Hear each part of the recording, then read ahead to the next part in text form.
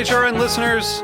As we celebrate our 15th year, we are deepening our commitment to giving voice to the next generation of food systems storytellers, and we need your help. Our internship and fellowship programs help activate new possibilities for underrepresented and underestimated young people through experiential journalism, audio engineering, and production training. Through these unique programs, HRN helps food equity stewards build essential workforce readiness skills that expand their potential and foster economic mobility. Please consider supporting these critical programs.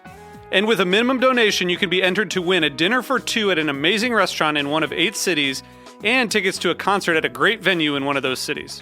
We have incredible partners across the country who have donated, as they also share our passion for helping to educate the next generation of food systems storytellers. Check out heritageradionetwork.org/15 to donate and enter to win today. That's heritageradionetwork.org/15 to donate and enter to win today. And make sure you donate before March 31st. Thank you. This episode is brought to you by Roberta's, home of Heritage Radio Network for 10 years. Learn more about Roberta's at robertaspizza.com. This week's episode of Meat and Three is inspired by the reemergence of Cicada Brood 10. We're talking all about insects. Some people are calling crickets the gateway bug because that's a great introduction to what edible insects is all about. So we found detectable levels of cesium-137 in 68 of 122 total honey samples that we had. What is that? Is it tarantula? No, what is it? It's a tarantula. Oh, and they're going to eat it? No. Listen to Meat and Three wherever you get your podcasts.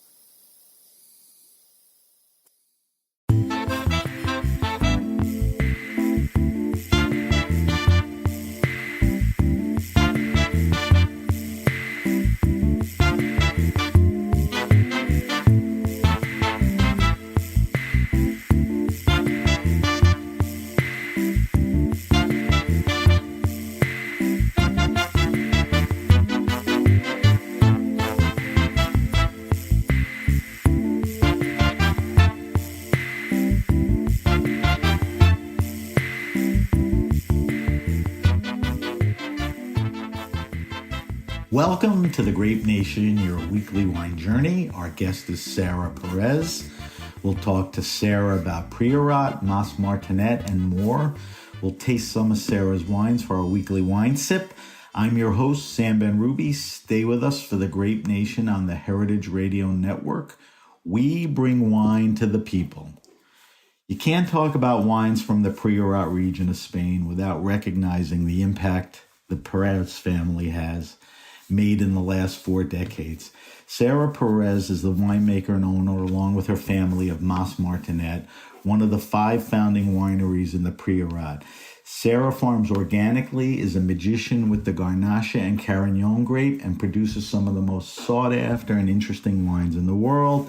Sara also makes Vinus La Universal with her husband, Renee. Welcome to the Grape Nation, Sara.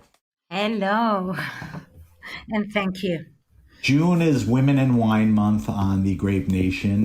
Every June for the past 4 years, we feature only women, although during the course of the year, we prominently feature women. So you are the first in our June series of Women in Wine. So Thank you for coming on. And thank you for inviting me. It's a pleasure to have you. Now, where are you right now? Well, I'm right now in Priorat at Mas Martinet. Okay, you're at the winery. Yes. All right, so let's get right into it. So you've been around Mas Martinet pretty much since you were a kid. You know, now you play a crucial role in the winery. What I want you to do is I want you to give us a little background on your journey in life and wine that got you to running the winery and making the wine. And feel free to, weave in the history of the family and the winery too. Because of Priorat and your dad and the other winemakers. But, I want you to do that in the context of, how you got there. Mm-hmm. Well, I arrived with my parents and brothers and sister here into Priorat in 1981. because we lived near Barcelona, so approach to Barcelona, and my parents want to move to a little village, and we moved to Priorat. In that moment, in the 80s, at the early 80s, that was like bottom of the world. And Really? coming from Barcelona, I was just 9 years old, and I was like getting crazy when I arrived here. And it was like I don't know, it was like I was moving through 50 years in a back, and it was very, very shocking me. And my parents were looking that the life here was around agriculture and absolutely viticulture, but there were no schools or winemaking or something like that. So they built the first enology and viticulture school in Spain, here in Falset, in Priorat. And from that moment, I was there. I was just 9, 10, 11 years old, but we need to build up a cellar, planting vineyard. And I was here with my brothers and sister, and I was the oldest. So I need to be here with my parents, just planting, moving stones, building up the cellar. And that was very hard at the moment because I was very little. I was a child. Right. But from now on, it's like, wow, I was very lucky, you know? Yeah. So in that moment, René Barbier's father was arriving to Priorat. He wanted to make something special with the wines in Priorat. And then he invites Alvaro, Daphne, and other people. And he invites my father because he was the teacher in the enology and viticulture school. So Alvaro Palacios, yes, right? yes. And Daphne Glorian right? from Clos and Erasmus, yeah. Right, and your dad. Okay, And go ahead. my dad and René Barbier from Clos Right. Mogador. So they have started a nice project to rebuild Priorat and the great wines in Spain. And we were there, you know. I was just 15, 17 years old, and I was there just building up all of that with them. But since that childhood looking, you know, and Yeah. but everything was like a show. And they were starting a very passionate and non-profit project, a very crazy project from nothing, just from the stones from Priorat. And that was my school. And I think that was marking me in all my entire life. And Did you want to get out of there, or you finally Yes, realized no, this is no, where I'm no. going to be? You always like, what am I doing in the country? I can remember Alvaro putting on my nose the first Clos Martinet or Clos de Fille or Clos Mogador 89. And he said, smell it. It's like chocolate. It's like licorice. It's like, and I was just thinking, oh my God, it's just wine and I hate it. And I was not prepared. But I went to Barcelona for studying biologist, and I was in love with ecology, with animals, with plants, and all of that. And during my 5 years studying the biologist career, I was just thinking, oh my God, there is wine on my veins. And finally, when I finished my studies, I combined biology with philosophy, trying to understand the world. That was very difficult for me. All right. And finally, in 1996, I decided to leave Barcelona and come back home to Priorat and say to my father, hey, you are working as wine consultant everywhere in Spain. I want to stay at home and I want to restart the Mas Martinet story. So I did it. And my father, that is a great person, permitted me and take confiance with me. and I have started in 1996 in Martinet, just trying to make a great revolution in wine. Now go back a little when the five families, Yeah. had that vision to make wine. Wasn't it initially like a co-op situation? Yeah. Everybody made the Yeah. wines and just slapped their own labels on it. Yeah, the first vintage 89 was the same wine and just different labels for different markets. But I can remember 1990 vintage, and Alvaro says, "Oh, I want a little bit more barrique." Daphne says, "Oh, I want just more Grenache." Renee says, "Oh, I want just more." So in 1990, there are some differences between the wines. 1991, it was more difference, and then in 1992 we separate each other because each one needs their own to follow their own way. So Sarah, when everybody broke off on their own, each wine had a uniquely different characteristic, which is what made everyone's wine so beautiful and different, right? Yes. So the Barbier family is very important to Priorat and very important to your family. I mean, they were the motivating force in everyone getting together and making wines. But you grew up around all these people, and you grew up with, is it Renee the third, the second? The fourth. The fourth, right. Yes. So you were literally all together, but explain, besides the Barbiers being, like you guys are founding family, tell me what eventually happened with you and Renee so that it sets up for later on when we talk about other things. Well, in 1989, we made the harvest together, and it was very impressive to me when I met him. But then I forget him. That's it.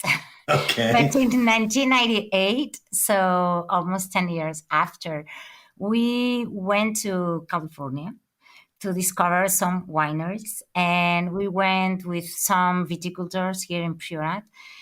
And in that moment, November 98, we discovered each other because from the among of all the group, we love the same wines. We make the same questions and we question the same subjects. So How old were you guys? in that moment, Yeah. 27 or something Okay. like that, or Good 26, yeah. Okay. So that's when everything started. Yes, All right. that's in California, yeah. Right. So we'll get into, how that relationship really blossomed. Well, we have been, in touch. And then in 2001, we wanted to go to make the harvest together in Argentina. So we went, the two of us, together. Really? And there we really discover each other. That's it. Did you work on A Chaval Ferrer. where? A Chaval Ferrer. Uh-huh. It was a Yeah. very nice cellar that they have started in 1999, and we went in 2001. Right. So that's interesting. Yeah. All right. I want to get into something that is hard not to talk about and how it affected you. It's really been, life during the pandemic, how it had affected your family, the winery, and hopefully if you're starting to see a post-pandemic world. So going backwards, what effects did the pandemic have, on Martinet? Hopefully no one got sick. How did it affect business, workers? Well, we are living in Priorat. This is a very little region with very few people. So we are working our own vineyards. We are making wine with our team of 18 people. And on March 2020, it was like a shock. We need to go to the vineyards every day for working, And during 15 days, we didn't know if we could follow all the works in all the jobs in vineyard, because here in Spain they say you cannot go and work outside. So it was very difficult at that moment. In that moment, 2020, normally here in Priorat we receive around 300, 400 liters of rain. In 2020, we received 900. It was Oh my God. crazy. It was very nice at the beginning because Right. from the south, we are always thirsty. And in that moment was like, wow, this is like an angel. This is a present. But well, then the mildew was coming and everything was very difficult day by day.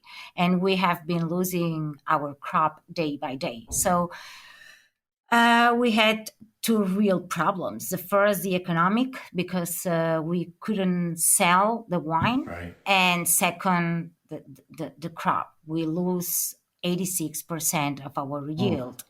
So during the first 3 months of the pandemic, we were very scared about economic terms in selling. But from the fourth month, we understood that the worst monster was to lose our crop. Right. And we have it everything, So Right. we make a big reunion with all the team, and we said, well, we need to keep all the different families that are working here at Martinet. We will do the impossible, and we will take care about our vineyards, about our people, and about everything. And we were working so hard. And finally, we have learned that life is that a lot of big rocks in your way, and that we need to climb it. We cannot stop. We need to take confidence. We need to respect. We need to love. And I think that the most important thing that we have learned is that we need to take confidence with our emotional learning, because the economic or the other things are really not important. So Right. It's good we perspective. have been very close, all the team, and we could go out of all this pandemic situation. I don't know how it will be the next 1 or 2 or 3 next years. Really? But, well, I think we are prepared. We need to be flexible. We need to be very conscious. We need to reduce our non-important things, and we need to focus on taking care of our people and our land and our landscape. That's it. It sounds like you've prioritized the important things. Yeah. In the United States, in most areas, it seems like we're coming out of the pandemic. Mm-hmm. I don't know exactly what that means. Yeah. Things are opening. Yeah. It's not like normal life. No. Is it like that there, or is it a little behind? It's more or less the same. Now It is, we are okay. opening a little bit, so all the people is like, hey, the normal Yeah. life is coming. But some hope. not. You have to have some hope. And like you said, no stone in front of you should, stay in the way. Yeah, So, but it's like after a war, the post-war is Right. worse sometimes at the same war. So I don't know. We need to be prepared. We need to pay attention. We need to put in clear what is the real important thing. That's it. Yep. And go Yep. ahead. That's it. Sounds right. I know a lot of people have enjoyed wines from the Priorat, but I also know, and you also know, that many more have not. Yeah. So one of the reasons I wanted to have you on the show is, the wines you make, but also, how important Priorat is a winemaking region. I can't think of anybody better than you again to give us a quick lesson on the region. When people think Priorat, here are the things that I, want you to briefly go through. Location, you're in Spain, but where? The climate, you just alluded, you're in the south. There are soils there that have an incredible impact, on the type of wines.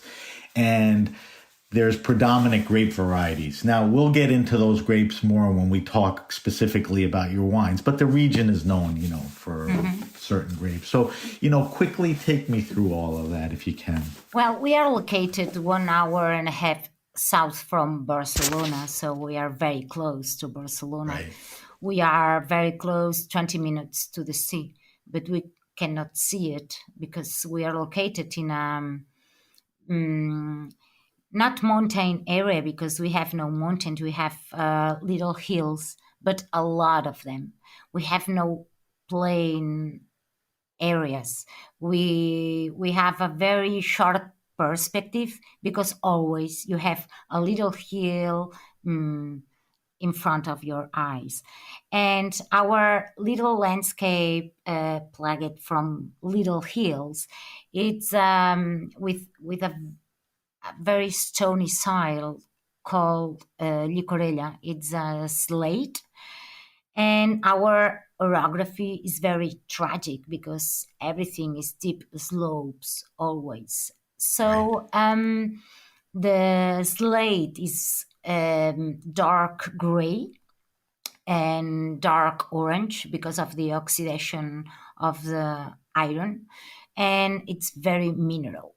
We are living in a south, thirsty, stony, dusty soil, and it's not easy, but there is a very magic and telluric energy from the soil that people that is arriving here no wants to leave it. There is something very special from centuries and centuries and centuries ago that is captivating you, your energy, your focusing, everything. There is a special peace from the south that is napping you. It's something strange that it's difficult to describe if you are not coming and walking through our landscape. And our vines are going up in deep slopes of stony, dark gray stones and with a lot of hiddenness. And they are trying to survive. And they are giving up little grapes, majority of Grenache and Carignan. And we are... So you're saying the berry is small? Yeah. Okay, so it's very small. concentrated and small? Yeah, we have Camille Pecerolles that we are making 600 kilos per hectare. It's nothing. It's like, 100 grams per vine. It's very little. It's very hard working here, but at the same time, working here, it's giving you a peace and a growing of soul, very, very special. And that mineral soil is translating into the wine. We can bottle a piece of our landscape to show to the world the taste of our soil, because there is licorice inside, there is iron, there is meat, there is blood, there is all that strange things that are moving you. It's a very unique personality, I think. So what grapes, the area is known for grapes, but tell me about the grapes, indigenous or prominent in the area. And obviously they do well in that, very trying soil environment. 200 years ago, we have been cultivating 15 grapevines in red and 15 grapevines in white. But after phylloxera, we've reduced to red Grenache, red Carignan, and then a little bit of white Grenache, white Picpoul, red Picpoul, and a little bit others. But mainly red Grenache and Carignan. And we focus on both grape varieties. Right. That's a good segue because you were gracious enough to send me wines, and I wanted to talk about a couple of wines on the air. We'll talk about the Clos Martinet towards the end of the show, but in front of me I have the Martinet Brew, the 2019, which is the current vintage. Quickly tell me about the wine. There's a great blend in it, and anything else.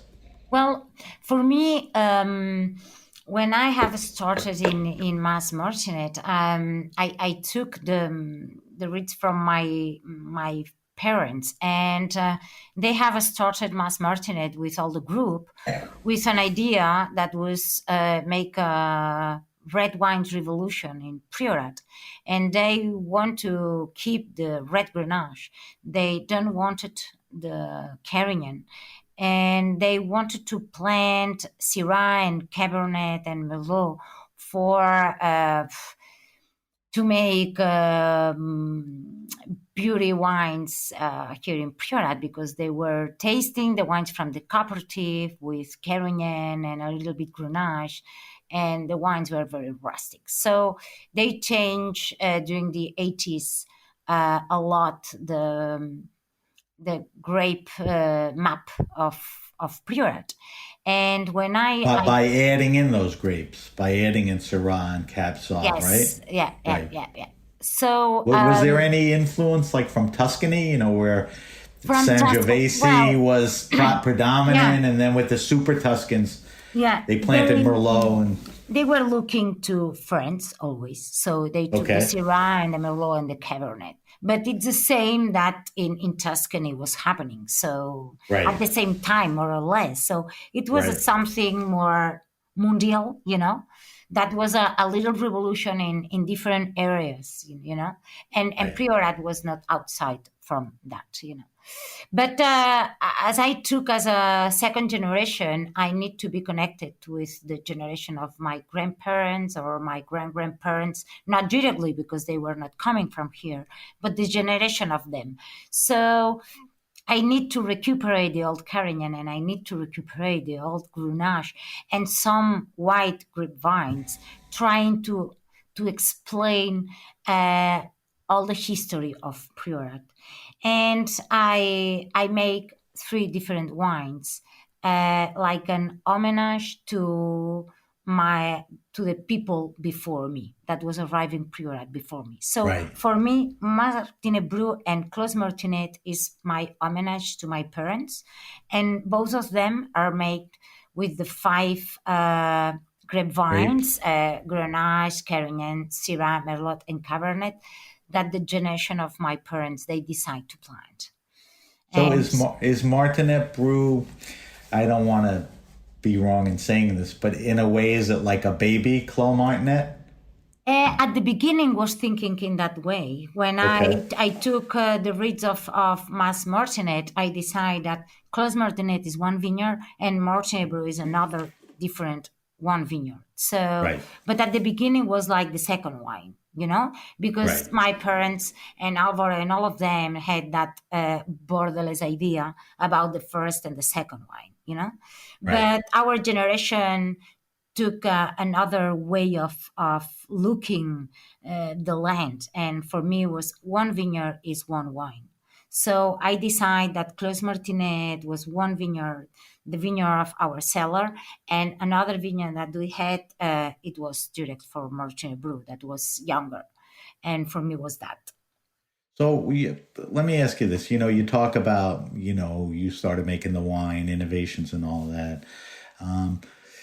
You said somewhere that, you were moving away from scientific winemaking to holistic natural precepts, which I think I know what it is, and I think it's right and important, but describe what that is, because I think that's how you're making your wine and your farming. I have started to make wines in 90s. It was for me the most strongest technological area in winemaking, probably in the history. And I have studied biology, and for me, science was my mother. and then I studied philosophy that was taking me to another way. But in the middle, I have studied at the university also knowledge of viticulture, and that was very, very, very technician. And when I come back at home, I have started to, from that vision, all the analytics, all the different orientations, the grapevines vinified from each parcel, vinified separately. Everything was quantified. Everything was, and I have arrived one moment in 2000 vintage that I was moved by some different wines that maybe they were not so well make it, but they were moving my soul, and I need to move my winemaking to something more holistic, more vibrant, more different. I need to feel the wine and not just quantify the wine. And Isn't I move. 2000 when you went organic? Yeah. Yes. Okay. Yeah. This whole feeling brought you towards that direction, right? Yeah. The first was to move to organic, then to agroecological, then to nature, moving from permaculture to biodynamic through a lot of ways that they are joining me in just one way of vision. And I think that I pass my 75% of my time in vineyard, Right. walking, smelling, touching, working, and feeling what that vintage is giving to me. And then in cellar, we are staying very, very, very few. We never touch anything. We let the wine So low express. intervention, you're saying? Yes, but low intervention is a term that in different mouths have different significance. Okay, so explain what you were getting into what you were doing. Well, it's agroecological in vineyard. That means half of permaculture, half of biodynamic, half of organic. Right. And then in cellar, I took the grapes, I done the stem, I crushed with my feet all the grapes, and I enter into the tank to crush the grapes, and then I let it ferment, I let it move, I let it evolutionate. Then we taste when the fermentation it's finished, I press and I decide where is the better place for its expression every vintage, and I let it develop itself. And for me, this is the low intervention. I'm deciding, yes, but I'm not putting anything. And I think that this is important. And don't you use, once you move the wine to whatever vessel, don't you use different mediums, whether it's wood or glass or clay, and different types of woods? Yeah, I'm coming from fermenting in stainless tank and aging in new wood. That's it, from 90s. And then a lot of different of my wines were not happy in that process. So I started to use other materials and other capacities. So I'm moving from glass from 54 liters to a foudre from 4,000 liters, passing for clay amphora 200 or 500, but glassed amphoras or concrete tanks, concrete eggs, different things. It's true that every vineyard has 2 or 3 places where the wine is happy to be aged in. Right. Not all the materials or all the vessels are okay for all the wines or all the parcels or all the vintages.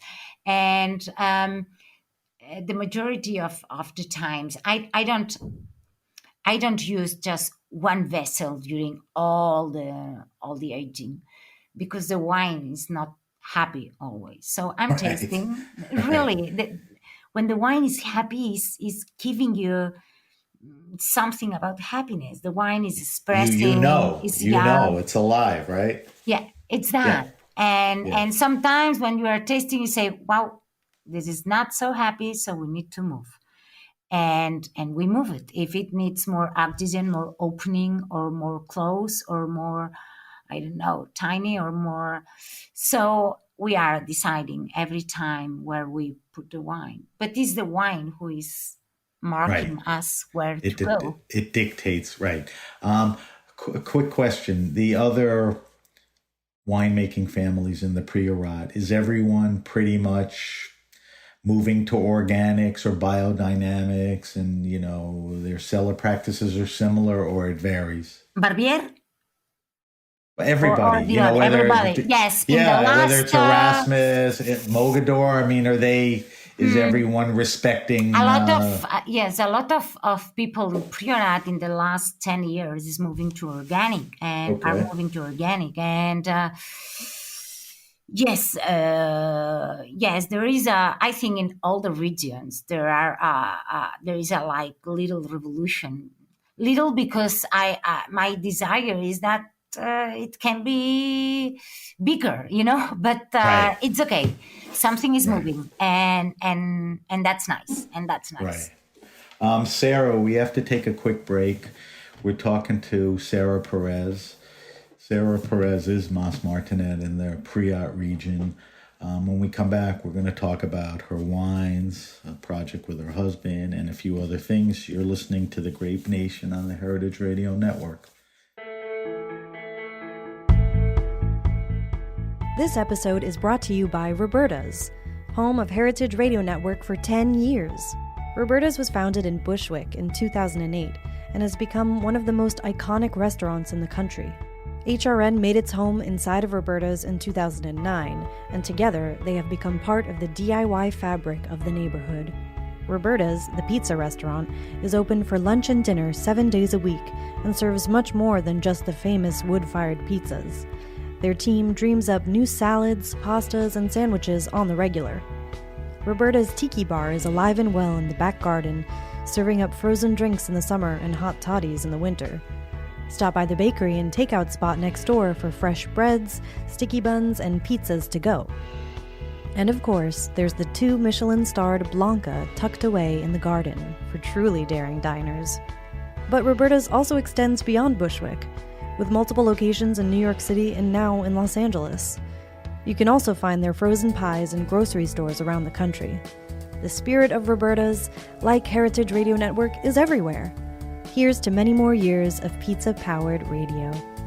Learn more about Roberta's at robertaspizza.com.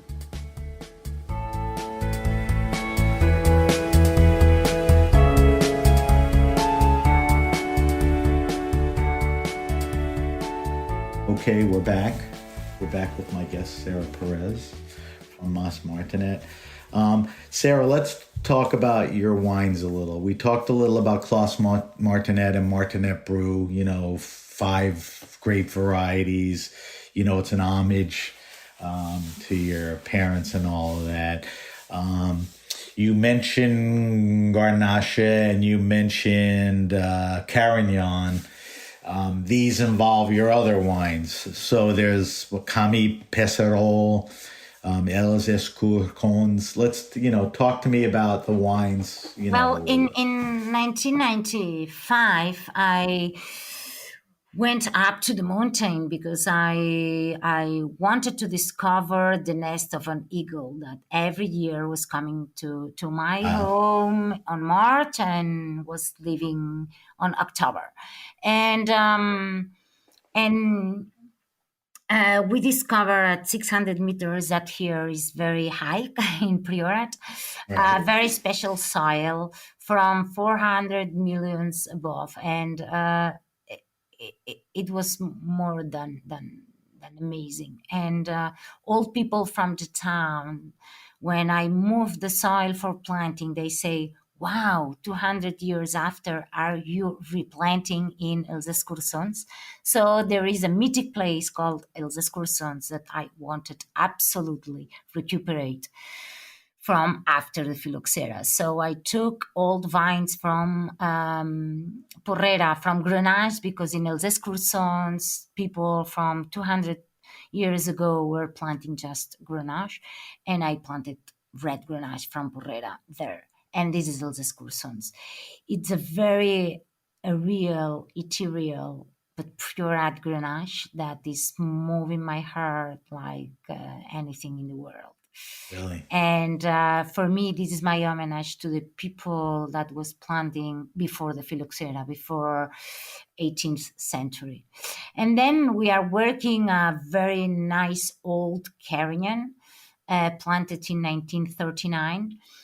That is the reflex of the vineyards planted after the phylloxera, because the people were moving from the top of the hills to the bottom of the hills, from Grenache to Carignan when the phylloxera came, and they replant with American rootstock the Carignan on the bottom of the hills, and we recuperate that very ancient Carignan, and this is Camipeceroles, and this is the most rustic and tragic wine that I never made, and for me is my homage to the people that keeps alive that old vineyards during 2 world wars and the most tragic moment in Catalonia or Right. Spain. So for me, they are part of my ancestral people, and it's a part of our vineyard history in Priorat.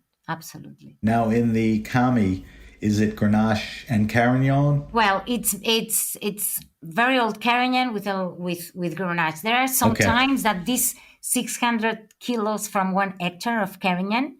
Sometimes it's 300, and then we have a little bit more Grenache than Carignan. It varies. But always, the Carignan is more present than the Grenache in tasting. It's always there.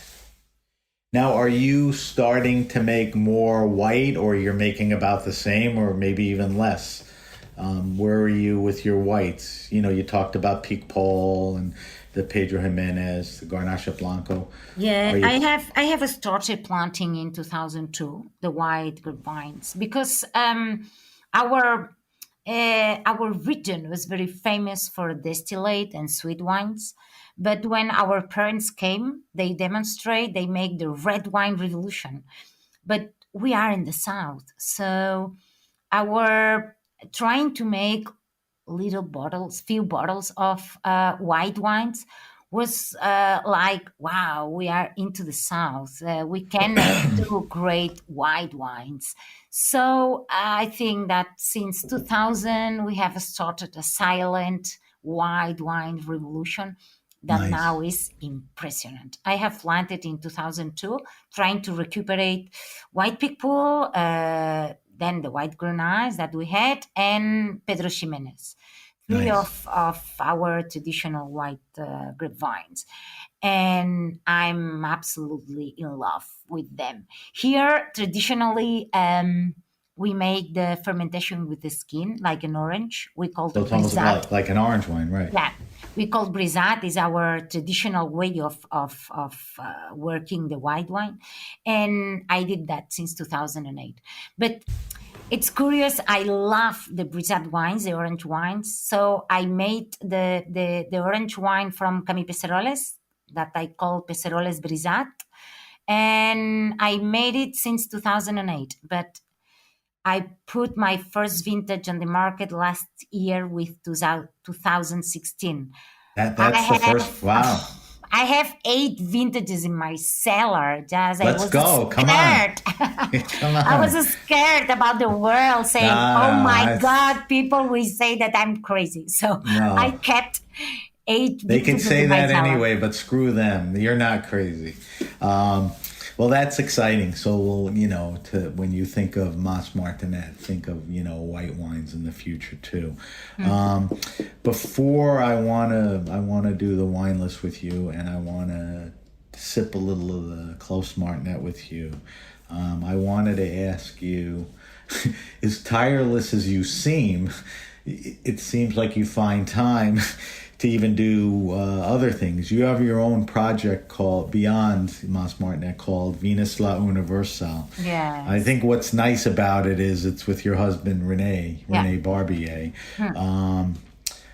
It looks to me like it's very sensual expressions of Garnache and Carignan, which is maybe something you want to do, other than Mas Martinet. Yes. Tell me quickly about, Venus La Universal. Well, I took the rides of Mas Martinet in 1996, and I used to share a table and wines and gastronomy and time with my colleagues here in Priorat and Tarragona and around with wines. And I discovered 3 years after than 96, in 1999, that the most of the bottles that we put on blind tasting or on the table, they had the burgundy shape. Right. We have been drinking during a lot of years and a different style from the wines that we used to make. Because in Priorat, we had that idea during the 90s that more is more, and more ripening, more alcohol, more structure, more wood, more. And I was arriving 1999, and I had the sensation to arrive at the end of the way. There is no way. I cannot ripe more. I cannot extract more. I need to make a change. So I was living in Falset, that is actually a Monsanto appellation, and it's outside Priorat appellation. So I used to work at Mas Martinet, so very dark, gray, dusty, and stony, and hideous and dark place. And then I took my car just 5 kilometers. I go up to Falset, that is a granitic soil with quartz, with a lot of luminosity, a lot of freshness. And when I had the sensation every day that I was coming from the dark to the light, to the brightness. And then one day I said, oh my God, I need to make wine here in Falset. There is no nice appellation called Tarragona. My God, nobody knows. But if I'm searching for something bright, for something tense, for something special, it's here. So I start in 1999 to find some Carignan and some Syrah in that moment to make a special granite wine, more tense, more beauty, more different. And in that searching of beauty, I went to Galleria Ufficio in Florencia, and I saw the birth of Venus, and I fell in love. And I said, oh my God, this is the name for my wine. This is the beauty that I'm searching for. And I have the wine, I have no name, but now I have the name. So that was a little bit the idea, to make something completely opposite to our Mediterranean hiddenness and structure Priorat, It's great that you're able to do that, keeps your creative juices flowing, instead of doing the same thing. And how does Renee help? And then in that moment, Renee was starting in another Monsanto project with Renee's father. But then we start together, and in 2004, I said, oh my God, I have a partner here in Monsanto.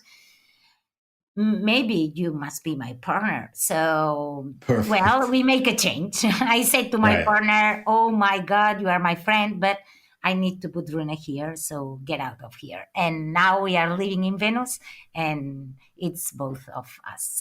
That's it. You just said you're living there? Yes, Nice. We are living in Venus. Yeah. Nice. So that sounds like a terrific project, and it sounds like an opportunity to taste two different, of your styles. And it's nice because in Purate is well known, and we have just one style that it's very important to Right. communicate that Right. and the personality. But in Right. Monsanto we have 5 different styles, different exposure, and different climates, and we can play a lot. And we Right. are doing the wines with an absolute freedom that it's for us something for growing up. Sounds great. All right, Sarah, I want you to quickly answer my wine list. We ask all our guests the same 5 questions. Okay. Our I try. listeners, you won't have to try, it'll be great. Our listeners love to hear what people like you are drinking. So the first question is, what are you drinking now? What's in your fridge? What are you tasting, experimenting with the seasons changing? Do you switch wines? What are the few wines, other than tasting your own stuff you're drinking? What do you like? This is very difficult. It's not difficult. Yes, because I have a lot of them. One of the Give me the top 2. with Renee, we share our passion for discover everything. Okay. And we are very focused on absolutely natural wines and Okay. absolutely in a plenty of areas around the world. But one of our favorites is Jerez. So we love Wait, who? Jerez, sherry. Oh, okay. Sherry. Jerez. Right. Yeah, for me, I'm it's used to like sherry. the sherry. Sorry. Have you? No, it's okay. I wanted to make sure. So, because I post this on our social media. Okay. Now, is this something that recently you've gotten into? It's something you've always admired?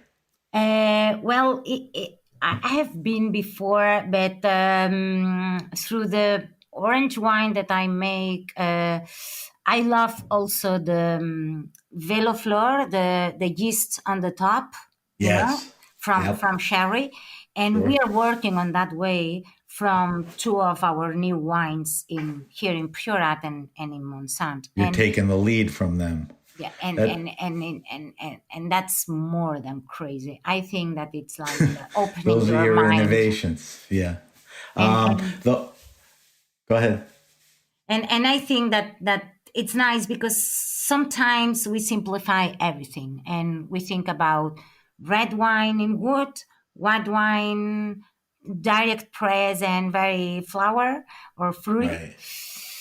And that's it. And I think that the most important thing is open your mind, because when we are very tolerant in wine, we can do it in I gastronomy agree. and then with people and then with society and education and everything. And I think that the wine So can good. be important. Good segue.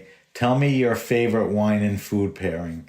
It may not be something you eat, often, but in your mind, what just... Look, one of our traditional dishes here in Purate is lamb. Okay. And lamb with dry fruits and in the oven and with a little bit sauce and during 8 hours cooking, something like that. So you have to match a wine to that sauce and the gaminess of the lamb. What's good? And normally we think that with the lamb we put the red wine, but for me one of the most beautiful nights was opening a white priorat called Nelin from René from Clos Mogador and Right. combine it with lamb because the lamb is so fat, and with a Right. white wine it's like cleaning your mouth, Right. It's like a palate and for me cleanser. it's one of the best pairings ever. That's how you answer that question. That's a very interesting and well thought out pairing. All right, next question. Hopefully you can answer. And I know because of the pandemic, you haven't been out and about much, but think before that. Do you have a favorite wine restaurant and or bar? Is there anything around you or through your travels where the wine list is terrific, the people that serve it are great, they're knowledgeable, the selection is good? Is there anything? Can What do you- Roca. El celler de Can Roca. Well, that's one of That's the it. most famous. I know that we have very No, that's a close, great answer. but really this is the best. It really is the best. So we're going to leave it at that. All right. Fourth question. This question is, what is your favorite all-time wine? Now, I have to back up. When I originally started asking the question, I wanted people to tell me the rarest, most expensive wine they ever drank. I don't care about that anymore. I care about that wine that, throughout your wine life that was important to you, that, awoke you, that, just was meaningful to you. What's that wine, that important wine to you, or more than one? One of the wines that have shocked me was the white from Vigna Tondonia, Uh-huh. 1970. Okay. In that moment, I have understood that probably my idea that the red wines were the best for aging was not correct. They taught you a lesson. So I think that ideas. this is an upgrade. White wines can be aged probably more than red. I agree, and I agree they do it as well as anyone. All right, last question. The last question, and sometimes it's harder for winemakers to answer this than sommeliers or even restaurant people. But what do you think the best value wines are? If you had to pick, like my kids are in their mid-late 20s and they don't want to buy crappy wine, for a small amount of money, but they can't afford, to buy. So where do you think they're a good value in red and white? Could be Spain, could be your wines, it could be anywhere in the world. What comes to your mind?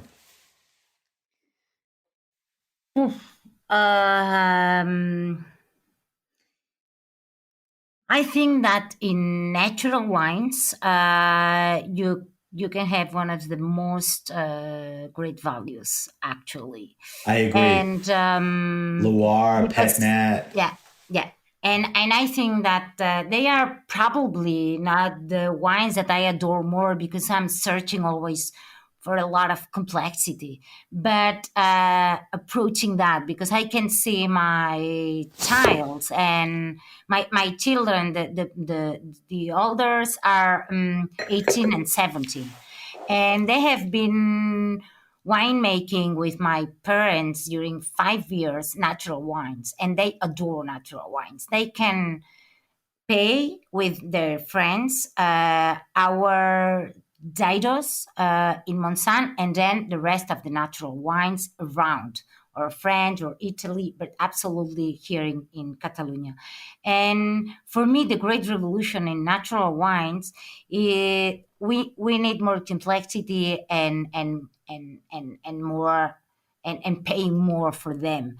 But now the more approachable with complexity and fantastic approach wines for me are the natural. I love that answer, and I agree with you. I agree on two things. I agree there are some terrific values there. And I think that if the young people can approach to the wine through the natural approach, I think we can change the world. I agree. And I agree that, down the road, there has to be, some attention towards making more complex wines and all that. All right. So the last thing I want to do, because we're almost done, is I want to taste for our weekly wine sip. I want to taste the Clos Martinet. It's the 2017. Would you say this is a flagship wine? I mean, this is an important wine to the winery. Okay. So tell me a little about it. The vintage. We talked about the Martinet brew. This is the big brother in a way. Tell me about the blend and the vintage and everything. Well, Clos Martinet is our flagship because it's our first wine from the single vineyard, and it's the name of our place. So we have started with that wine, and it's my house wine. Right. And 2017 is a very hard vintage. In that vintage, I have learned two important things. I forget my selection grape table, and I said, no, I don't need it anymore.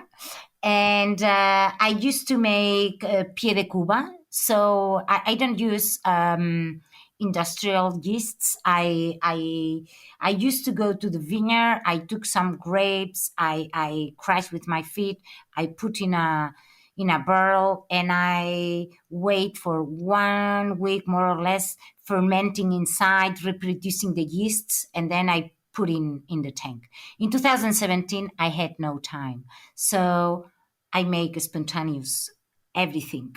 So I Really? took the grapes, I put in the tank, and that's it. And I was very scared, and it was going Sounds like it. fantastic.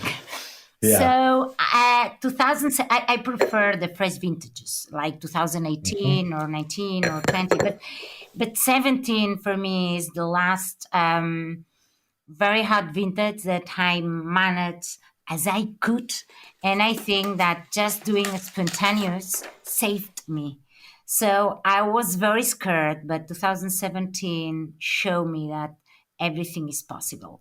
And I'm tasting the wine, I'm drinking the wine, and there is born from the heatness, from a warm vintage, but there is a Right. complexity that I adore absolutely. Very much so. On the nose, on the palate. Tell me, what are great foods to pair with this particular wine? Wow.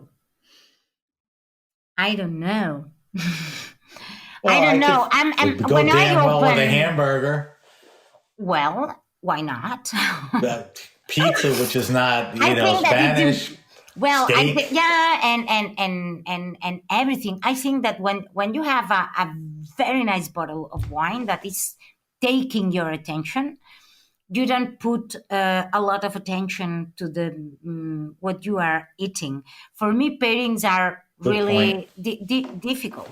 I'm choosing a bottle of wine, and then we are doing something that can be okay. I'm not cooking asparagus with it, okay? Right. So Right. I can put some meat or with a little bit sauce or not. I can Right. put some fish also because it's not so Fish would be tannic. good. So it can be Right. cod or something like that. That it's enough fat, to Yep. to balance with the tannins. So There's I don't good know. versatility based on the type of wine it Yeah. is. For Yeah. it'll do well with a lot of foods. All right, Sarah, I told you things would go quickly. We have to wrap up. I want to get some information from you, but before we do that, let me just do a little closing. If you have a question, suggestion, wine happening, or event, hit me up at sam@thegrapenation.com. That's sam@thegrapenation.com. Subscribe to the Grape Nation podcast on iTunes, Stitcher, Spotify, or wherever you get your pods. Don't be lazy. Just hit that subscribe button, and every show, will come up. Follow us on Facebook at The Grape Nation. On Instagram, we're at SBenRuby. On Twitter, we're at BenRuby. But you can always use the hashtag The Grape Nation on both. We're trying to build a little community on Clubhouse, so follow us at BenRuby. As I mentioned, I will post Sarah's wine list with some interesting recommendations. I will post the wines that we drank, the vintages, and the specific names. On our social media sites. Sarah, if we want to find you, Mas Martinet, Venus, on social media or on the internet, where are the best places to go? I don't know, everywhere. You can Okay, come so- here, and then social media, yes. In Instagram, absolutely, and I think it's Mas Martinet, right? Mas Martinet, yeah. And then Right. Venus Universal also in Okay, Instagram. I think that there VENUS. we are very connected. And Okay. from here, And then- the webpage. Right, I was just going to say, if you Google any of the, Yeah. if you Google Close Martinet, Mas Martinet, Yeah. you'll We are there. There's a beautiful website, with Thank you. a lot of information. All right, Sarah, I want to thank you for taking time, No, for me. literally probably walking back from the fields into a room to talk to me. So I appreciate that. Thank you to our guest, Sara Perez. Thank you, Thank you to Sam. our engineer, Matt, and everyone at the Heritage Radio Network. I'm Sam BenRuby, and you've been listening to The Grape Nation.